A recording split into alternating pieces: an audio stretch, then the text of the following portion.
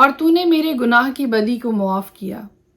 آئیے آج اسی پہ غور کرتے ہیں۔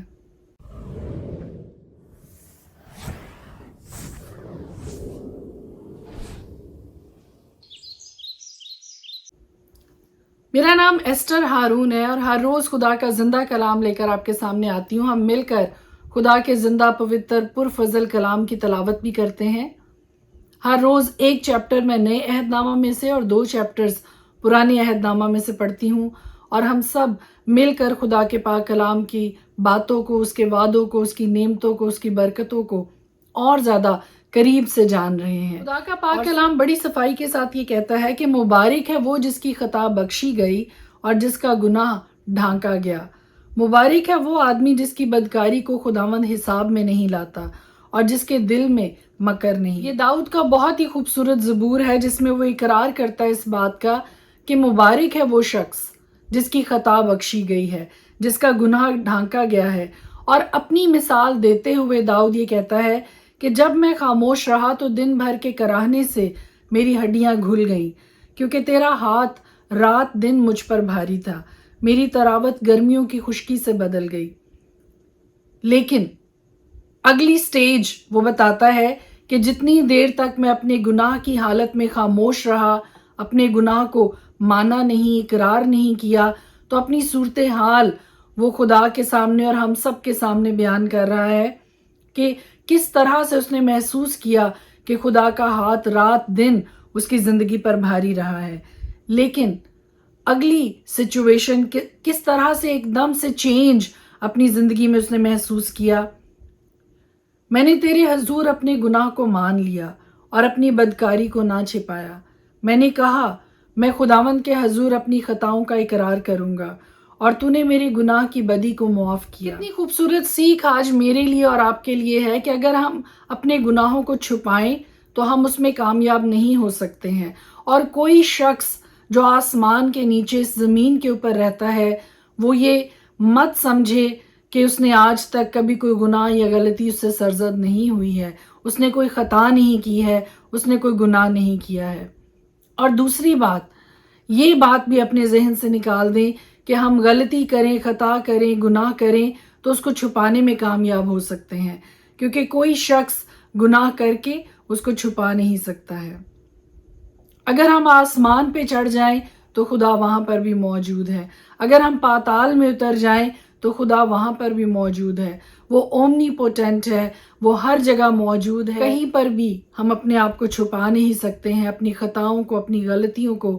ہم کھلی کتاب کی طرح سے خدا کے سامنے ہیں۔ اور ایک آسان سی بات داؤد ہمیں سمجھاتا ہے بڑے ہی خوبصورت وے میں۔ وہ یہ کہتا ہے کہ جتنی دیر تک میں نے اپنے گناہوں کو چھپائے رکھا، میں خاموش رہا، میں بولا نہیں ان کے بارے میں نے اقرار نہیں کیا ان کے بارے میں، تو وہ بتاتا ہے کہ میں نے یہ محسوس کیا کہ میری ہڈیاں تک گھل گئی ہیں اور مجھے رات دن اپنی زندگی پر اپنے ارد گرد خدا کا ہاتھ بھاری محسوس ہوا اپنی زندگی میں۔ لیکن جیسے ہی میں نے یہ اقرار کیا کہ میں اپنی خطاؤں کا اقرار کروں گا، میں ان کو نہیں چھپاؤں گا، تو وہ یہ کہتا ہے کہ تو نے میرے گناہ کی بدی کو معاف کیا۔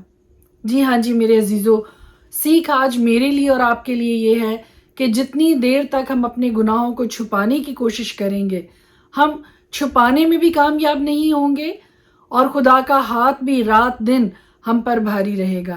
But the moment we will decide کہ ہم سرنڈر کریں گے اپنے آپ کو، اپنی غلطیوں کا، اپنی خطاؤں کا، اپنے گناہوں کا اقرار کریں گے خدا کے حضور، تو خدا نہ صرف ہمیں معاف کرتا ہے بلکہ خدا کے در سے امن، محبت، صلح اور خوشی ہمارے لیے ریلیز ہوتی ہے، اطمینان ہمارے لیے ریلیز ہوتا ہے۔ وہ اطمینان جو دنیا نہیں دے سکتی ہے، وہ اطمینان جو دنیا کی چیزیں ہمیں نہیں دے سکتی ہیں، وہ اطمینان اور تسلی اور خوشی خدا کے گھر سے ہمیں نصیب ہوتی ہے، ہمیں ملتی ہے۔ کس صورت میں؟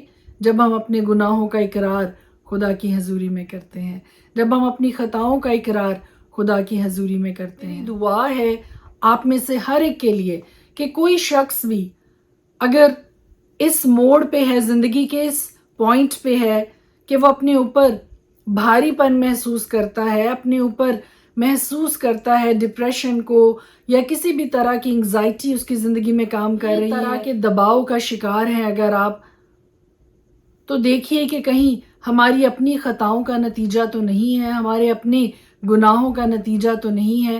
اگر ایسا ہے تو میرے عزیزو، ہر طرح کا جوا لا کے خداوند یسوع مسیح کی صلیب کے سامنے پھینک دیجئے، اور خداوند یسوع مسیح کا جوا جو نرم ہے، ملائم ہے اور ہلکا ہے، اس کو اپنے اوپر لے لیجئے۔ خداوند ہم سب کو یہ توفیق عطا کرے کہ ہم گھوڑوں اور خچروں کی مانند زندگی نہ گزاریں، جن میں کوئی سمجھ نہیں ہے، جن میں کوئی دانش نہیں ہے، کوئی عقل نہیں ہے ان کے اندر، بلکہ خدا کی حکمت اور خدا کی سمجھ کے مطابق زندگی گزاریں، اور جہاں کہیں ہم لغزش کھاتے ہیں، ہم گر جاتے ہیں، ہم سے خطا ہو جاتی ہے، ہم سے غلطی سرزد ہو جاتی ہے، تو اسی غلطی میں، گناہ میں گرے نہ رہیں، بلکہ خداوند کے فضل سے خدا کے ہاتھ کو تھامتے ہوئے ایک بار پھر اس کی محبت میں سرفرازی کے ساتھ، عزت کے ساتھ، خوشی کے ساتھ زندگی گزاریں۔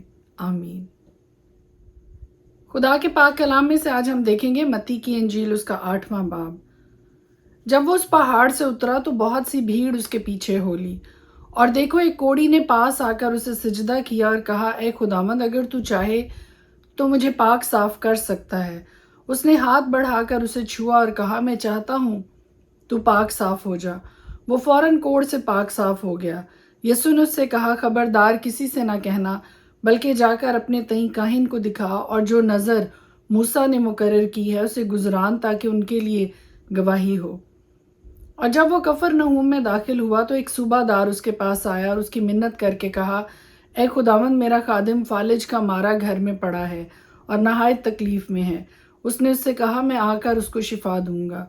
صوبہ دار نے جواب میں کہا، اے خداوند، میں اس لائق نہیں کہ تو میری چھت کے نیچے آئے، بلکہ صرف زبان سے کہہ دے تو میرا خادم شفا پا جائے گا، کیونکہ میں بھی دوسرے کے اختیار میں ہوں اور سپاہی میرے ماتحت ہیں، اور جب ایک سے کہتا ہوں کہ جا تو وہ جاتا ہے، اور دوسرے سے کہ آ تو وہ آتا ہے، اور اپنے نوکر سے کہ یہ کر تو وہ کرتا ہے۔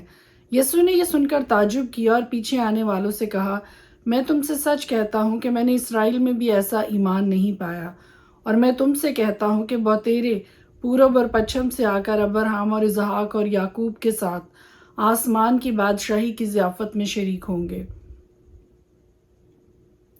مگر بادشاہی کے بیٹے باہر اندھیرے میں ڈالے جائیں گے، وہاں رونا اور دانت پیسنا ہوگا۔ اور یسوع نے صوبہ دار سے کہا، جا، جیسا تو نے اعتقاد کیا تیرے لیے ویسا ہی ہو، اور اسی گھڑی خادم نے شفا پائی۔ اور یسوع نے پطرس کے گھر میں آ کر اس کی ساس کو تپ میں پڑی دیکھا، اس نے اس کا ہاتھ چھوا اور تپ اس پر سے اتر گئی، اور وہ اٹھ کھڑی ہوئی اور اس کی خدمت کرنے لگی۔ جب شام ہوئی تو اس کے پاس بہت سے لوگوں کو لائے جن میں بدروہیں تھیں، اس نے روحوں کو زبان ہی سے کہہ کر نکال دیا اور سب بیماروں کو اچھا کر دیا، تاکہ جو یسایہ نبی کی معرفت کہا گیا تھا وہ پورا ہو کہ اس نے آپ ہماری کمزوریاں لے لیں اور بیماریاں اٹھا لیں۔ جب یسوع نے اپنے گرد بہت سی بھیڑ دیکھی تو پار چلنے کا حکم دیا، اور ایک فقیر نے پاس آ کر اس سے کہا، اے استاد، جہاں کہیں تو جائے گا میں تیرے پیچھے چلوں گا۔ یسوع نے اس سے کہا کہ لومڑیوں کے بھٹ ہوتے ہیں اور ہوا کے پرندوں کے گھونسلے، مگر ابن آدم کے لیے سر دھرنے کی بھی جگہ نہیں۔ ایک اور شاگرد نے اس سے کہا، اے خداوند، مجھے اجازت دے کہ پہلے جا کر اپنے باپ کو دفن کروں۔ یسوع نے اس سے کہا، تو میرے پیچھے چل اور مردوں کو اپنے مردے دفن کرنے دے۔ جب وہ کشتی پر چڑھا تو اس کے شاگرد اس کے ساتھ ہو لیے، اور دیکھو جھیل میں ایسا بڑا طوفان آیا کہ کشتی لہروں میں چھپ گئی، مگر وہ سوتا تھا۔ انہوں نے پاس آ کر اسے جگایا اور کہا، اے خداوند، ہمیں بچا، ہم ہلاک ہوئے جاتے ہیں۔ اس نے ان سے کہا، اے کم اعتقادو، ڈرتے کیوں ہو؟ تب اس نے اٹھ کر ہوا اور پانی کو ڈانٹا اور بڑا امن ہو گیا، اور لوگ تعجب کر کے کہنے لگے، یہ کس طرح کا آدمی ہے کہ ہوا اور پانی بھی اس کا حکم مانتے ہیں۔ جب وہ اس پار گدرینیوں کے ملک میں پہنچا تو دو آدمی جن میں بدروہیں تھیں قبروں سے نکل کر اس سے ملے۔ وہ ایسے تند مزاج تھے کہ کوئی اس راستہ سے گزر نہیں سکتا تھا، اور دیکھو انہوں نے چلا کر کہا، اے خدا کے بیٹے، ہمیں تجھ سے کیا کام؟ کیا تو اس لیے یہاں آیا کہ وقت سے پہلے ہمیں عذاب میں ڈالے؟ ان سے کچھ دور بہت سے سوروں کا غول چر رہا تھا۔ پس بدروہوں نے اس کی منت کر کے کہا کہ اگر تو ہم کو نکالتا ہے تو ہمیں سوروں کے غول میں بھیج دے۔ اس نے ان سے کہا، جاؤ۔ وہ نکل کر سوروں کے اندر چلی گئیں اور دیکھو سارا غول کراڑے پر سے جھپٹ کر جھیل میں جا پڑا اور پانی میں ڈوب مرا، اور چرانے والے بھاگے اور شہر میں جا کر سب ماجرا اور ان کا احوال جن میں بدروہیں تھی بیان کیا۔ اور دیکھو سارا شہر یسوع سے ملنے کو نکلا اور اسے دیکھ کر منت کی کہ ہماری سرحدوں سے باہر چلا جا۔ پرانی عہد نامہ میں سے آج ہم دیکھیں گے زبور 31۔ اے خداوند میرا توکل تجھ پر ہے، مجھے کبھی شرمندہ نہ ہونے دے، اپنی صداقت کی خاطر مجھے رہائی دے، اپنا کان میری طرف جھکا، جلد مجھے چھڑا، تو میرے لیے مضبوط چٹان، میرے بچانے کو پناہ گاہ ہو، کیونکہ تو ہی میری چٹان اور میرا قلعہ ہے۔ اس لیے اپنے نام کی خاطر میری رہبری اور رہنمائی کر، مجھے اس جال سے نکال لے جو انہوں نے چھپ کر میرے لیے بچھایا ہے، کیونکہ تو ہی میرا محکم قلعہ ہے، میں اپنی روح تیرے ہاتھ میں سونپتا ہوں۔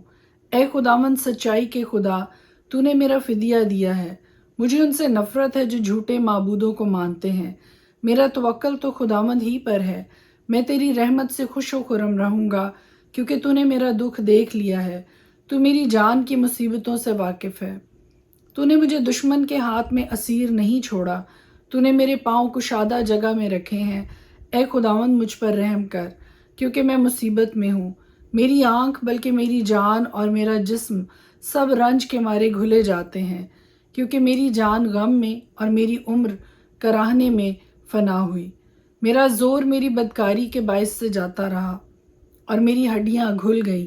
میں اپنے سب مخالفوں کے سبب سے اپنے ہمسایوں کے لیے ازبس انگشت نما اور اپنے جان پہچانوں کے لیے خوف کا باعث ہوں۔ جنہوں نے مجھ کو باہر دیکھا مجھ سے دور بھاگے۔ میں مردہ کی مانند دل سے بھلا دیا گیا ہوں، میں ٹوٹے برتن کی مانند ہوں، کیونکہ میں نے بہتوں سے اپنی بدنامی سنی ہے۔ ہر طرف خوف ہی خوف ہے۔ جب انہوں نے مل کر میرے خلاف مشورہ کیا تو میری جان لینے کا منصوبہ باندھا، لیکن اے خداوند میرا توکل تجھ پر ہے۔ میں نے کہا تو میرا خدا ہے، میرے ایام تیرے ہاتھ میں ہیں، مجھے میرے دشمنوں اور ستانے والوں کے ہاتھ سے چھڑا، اپنے چہرے کو اپنے بندہ پر جلوہ گر فرما، اپنی شفقت سے مجھے بچا لے۔ اے خداوند مجھے شرمندہ نہ ہونے دے، کیونکہ میں نے تجھ سے دعا کی ہے۔ شریر شرمندہ ہو جائیں اور پاتال میں خاموش ہوں، جھوٹے ہونٹ بند ہو جائیں جو صادقوں کے خلاف غرور اور حقارت سے تکبر کی باتیں بولتے ہیں۔